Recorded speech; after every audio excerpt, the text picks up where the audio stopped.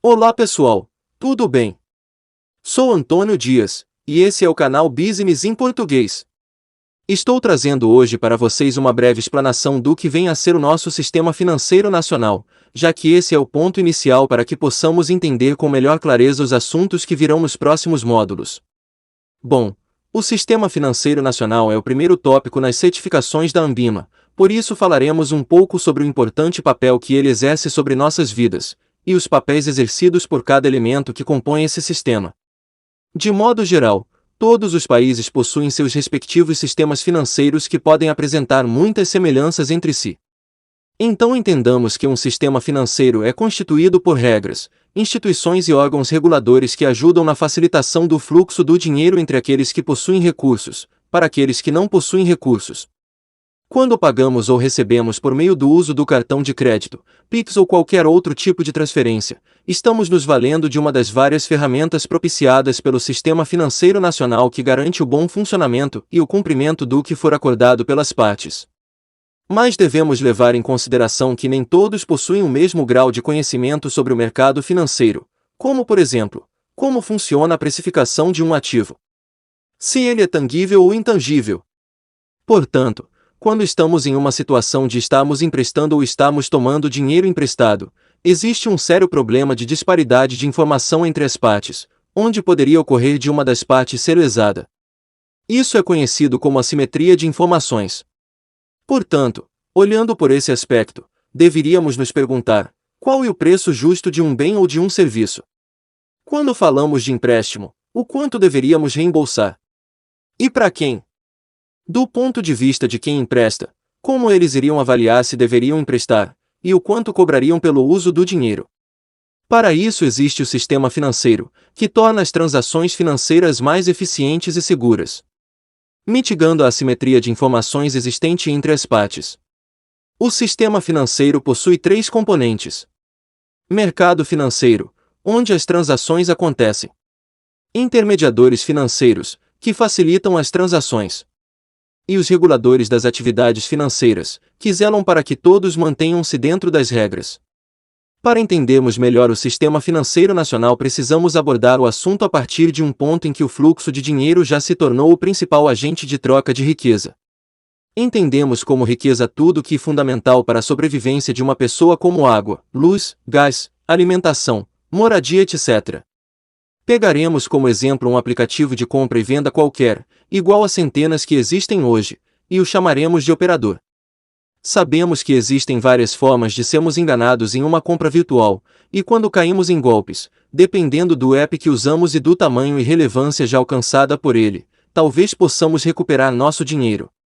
Entendendo que existe um grande público consumidor interagindo com as instituições financeiras, também chamadas de operadores, percebemos a necessidade de haver regulação para tentar evitar que as pessoas caiam em contratos fraudulentos ou coisa parecida. Então, para suprir essa necessidade, nós temos os órgãos de regulamentação, autorregulação e fiscalização. Dessa forma, podemos entender que SFN não é algo físico, ele está presente somente nos meios eletrônicos. Ele é constituído por um conjunto de regras e instituições, cujo principal objetivo é organizar o fluxo do dinheiro para o giro da economia por meio de poupadores de recursos e tomadores de recursos. E para isso foram criados os órgãos normativos: Conselho Monetário Nacional, CMN; Conselho Nacional de Seguros Privados, CNSP; Conselho de Gestão da Previdência Complementar, CGPC. O Conselho Monetário Nacional é o órgão deliberativo máximo do Sistema Financeiro Nacional. Ele estabelecer as diretrizes gerais das políticas monetária, cambial e creditícia. Regular as condições de constituição, funcionamento e fiscalização das instituições financeiras. Disciplinar os instrumentos de política monetária e cambial. Constituição da CMN. Ministro da Economia. O Secretário Especial de Fazenda do Ministério da Economia. Igual presidente do Banco Central do Brasil. Banco Central do Brasil, BCB ou Bacen. Função primordial do Banco Central é manter a inflação dentro de patamares definidos pelo CMN, ou metas inflacionárias. O Banco Central tem a missão de manter a inflação medida pelo IPCA2 em níveis predefinidos com a prática da política monetária, que ele formata, executa e acompanha. As outras funções do Bacen são: Emitir e distribuir papel-moeda. Executar os serviços do meio circulante. Receber os recolhimentos de depósito compulsório dos bancos e realizar operações de redesconto e empréstimo às instituições financeiras.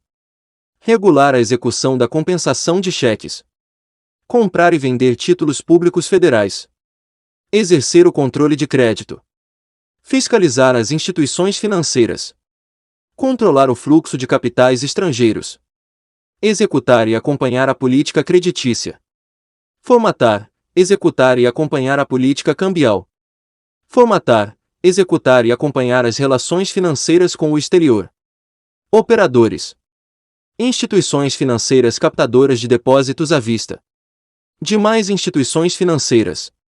Outros intermediários financeiros e administradores de recursos de terceiros. Observação: na prática, todo e qualquer operador que opere no mercado financeiro está sujeito à supervisão do Banco Central. A CVM foi criada pela Lei no 6.385, de 7 de dezembro de 1976, que lhe conferiu poderes para disciplinar e normatizar o mercado de capitais, tendo como principal objetivo seu fortalecimento. Com a criação dessa autarquia, e tem por objetivo proteger o pequeno investidor de fraudes e de práticas irregulares na negociação de valores mobiliários. Suas funções são: assegurar o funcionamento eficiente e regular dos mercados de bolsa e de balcão. Proteger os acionistas ou debenturistas contra irregularidades de controladores das companhias abertas. Evitar ou coibir fraude de manipulação de preço de valores mobiliários. Assegurar o acesso do público a informações sobre valores mobiliários emitidos. Estimular a formação de poupança e sua aplicação em valores mobiliários. Promover e expandir o mercado acionário. A Associação Brasileira das Entidades do Mercado Financeiro e de Capitais, ou ANBIMA, foi criada em outubro de 2009 como resultado da união da Associação Nacional dos Bancos de Investimento, ANBID, com a Associação Nacional das Instituições do Mercado Financeiro, ANDIMA. A entidade não tem fins lucrativos e tem como associados bancos comerciais, múltiplos e de investimento, gerenciadores de ativos, corretoras, distribuidoras de valores mobiliários e consultores de investimento. Ela certifica os profissionais, oferece treinamento sobre temas relacionados ao mercado financeiro e de capitais como, por exemplo, a CPA 20 estabelece princípios éticos para as práticas do mercado, promovendo a prática das atividades de autorregulação no seu mercado de atuação, inclusive elaborando códigos de regulação e melhores práticas, que definem normas e procedimentos e prevêem punições decorrentes do descumprimento das regras ali estabelecidas. O Conselho Nacional de Seguros Privados, ou CNSP, é o órgão normativo dos mercados de seguro, previdência privada aberta, capitalização e resseguro.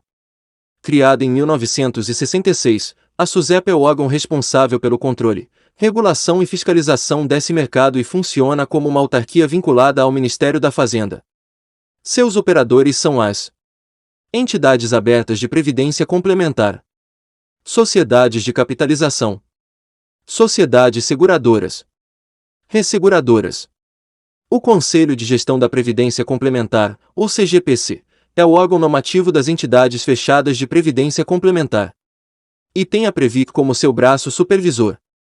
Criada em 2009, a Previc é uma entidade governamental autônoma constituída sob a forma de autarquia especial vinculada ao Ministério da Previdência Social, com a finalidade de fiscalizar e supervisionar as entidades fechadas de previdência complementar e de executar políticas para o regime de previdência complementar.